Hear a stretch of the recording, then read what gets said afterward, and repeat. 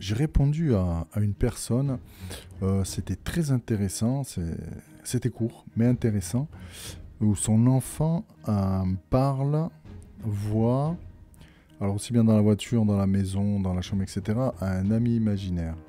Et c'était mignon parce que la personne s'inquiétait de savoir est-ce que ça veut dire quelque chose de son enfant, est-ce qu'il voit quelque chose, est-ce qu'il voit, disons-le clairement, des fantômes, des entités, quelque chose, ou pas.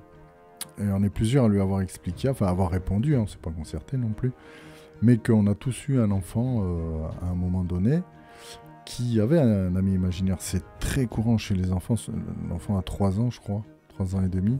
Chez les petits c'est très courant. Attention, t'assois pas là, il y a un tel, ah bon c'est qui C'est mon ami. Et ça passe après. Il ne faut pas tout prendre pour du spiritisme, hein. Il y a des choses naturelles aussi.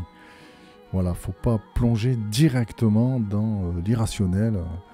Il n'y a qu'une phrase de celui qui écrivait Sherlock Holmes qui dit, et d'ailleurs il le fait dire à Sherlock Holmes, c'est quand tout ce qui est possible est impossible que l'impossible devient possible. Je sais pas si tu as compris, mais médite là-dessus.